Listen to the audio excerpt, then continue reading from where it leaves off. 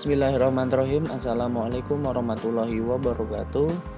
Di sini saya atas nama Gusti Romansa dengan NIM 1904120076.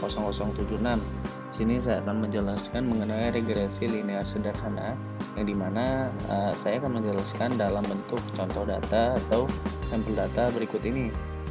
Nah, diamati contoh acak 10 perusahaan yang memproduksi laptop. Kemudian dicatat pengeluaran iklan dalam miliar dan profit dalam miliar selama tahun 2015. Lalu di sini adalah nilai data dari iklan dan ini adalah nilai data dari profit. Oke, lalu kita tentukan mana peubah X dan mana peubah Y. Nah, karena iklan di sini berpengaruh pada nilai profit, maka iklan kita anggap sebagai pengubah X dan profit kita anggap sebagai pengubah Y. Nah, setelah kita berhasil mendapatkan datanya, lalu kita akan mulai mengerjakan di aplikasi SPSS. Oke. Nah, di sini karena saya sudah menginput, jadi sebelumnya teman-teman silahkan input dulu ke dalam aplikasi SPSS. Oke, dan ini adalah hasil inputannya. Lalu kita bergeser ke dalam variable view untuk mengubah dari nama dan labelnya. Karena di sini name yang pertama X ya. X adalah tadi sebagai iklan dan dia sebagai profit ya. Jadi ketika aja atau kalian ubah di sini menjadi X dan di sini yang menjadi Y, dan di labelnya bagian X menjadi iklan dan Y sebagai profit. Oke, balik lagi untuk ke data view. Lanjut untuk bagaimana cara menganalisis regresi linearnya. Lalu kita ambil opsi analyze, lalu regression, oke, lalu linear. Nah, di sini yang perlu diperhatikan bahwa di bagian independence, oke, kolom independen kita masukkan sebagai nilai iklan, dan dependent atau nilai tak bebas sebagai nilai profit. Lalu statistik kita klik sini. Nah, ini oke, kita klik saja mode fit dan R-square-nya untuk mencari nilainya ya. Lalu kita klik continue, lalu oke. Dan ini adalah hasil dari analisis penilaian dari aplikasi SPSS. Oke, selanjutnya kita akan masuk ke ketentuan yang pertama, yang bagian A, persamaan model regresi dan maknanya. Oke, karena sudah saya salin di sini supaya memudahkan untuk dipaparkannya. Oke, yang pertama di sini kita lihat bahwa Y diduga sama dengan 381,95 plus 5,93 XY. Nah, artinya ini adalah persamaan dari regresi linear sederhana ya, atau model regresi.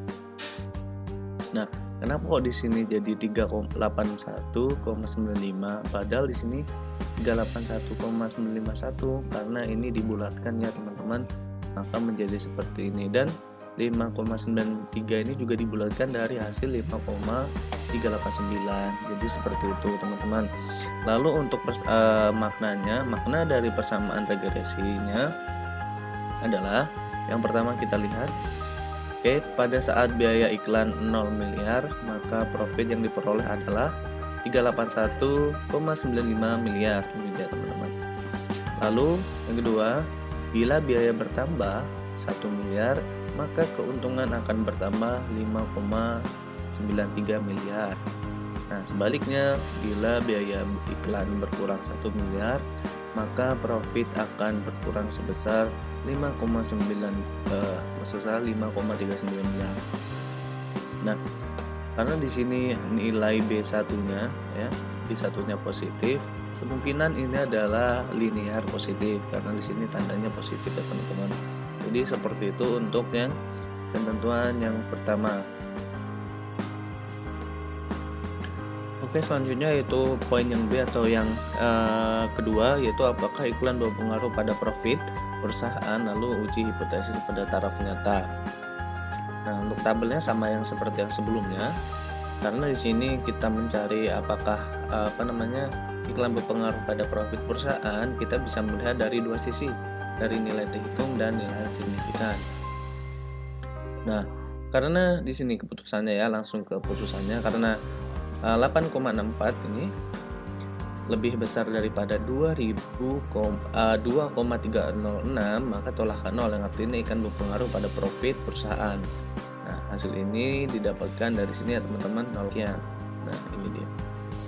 Lalu untuk nilai signifikannya akan kita uji hipotesis bahwa di sini karena nilai signifikannya lebih kecil daripada 0,05, maka tolakan 0 yang artinya iklan ini berpengaruh pada profit perusahaan. Nah, kesimpulannya dari kedua sisi ini sangat jelas bahwa iklan ini sangat berpengaruh pada profit perusahaan atau keuntungan yang diperoleh oleh perusahaan gitu teman-teman. Lanjut untuk yang kedua atau yang ketiga maksud saya, itu apakah semakin besar iklan yang dikeluarkan akan meningkatkan besar profit yang diperoleh. Lalu uji hipotesis pada taraf nyata. Oke. Lanjut ya, ini dia untuk yang bagian yang ketiga, bahwa di sini karena 8,64 nilai iklan lebih besar daripada nilai yang dihasilkan di sini, maka tolak nol yang artinya semakin besar iklan yang dikeluarkan maka semakin besar pula profit yang diperoleh.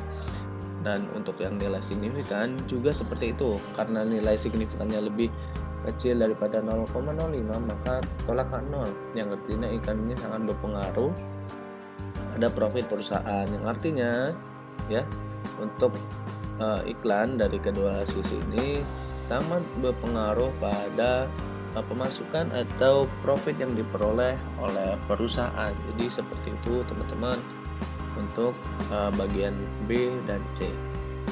Oke, selanjutnya yaitu bagian terakhir yang D, koefisien determinasi.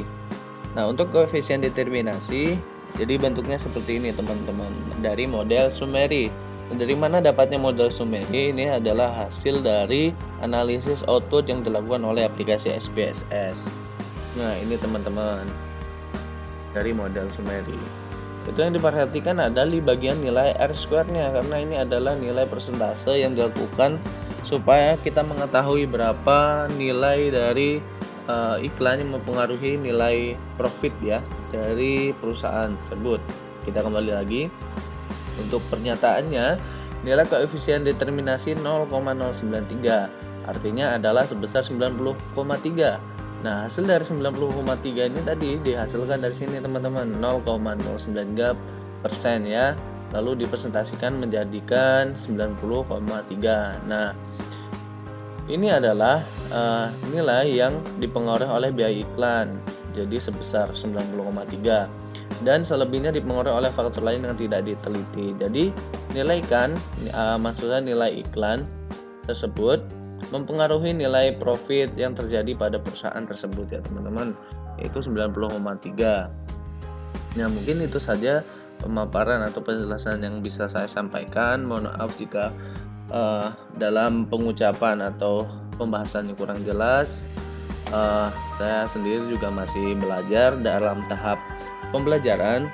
Semoga bisa dipahami. Dan saya akhiri, wabillahi taufik wal hidayah. Wassalamualaikum warahmatullahi wabarakatuh.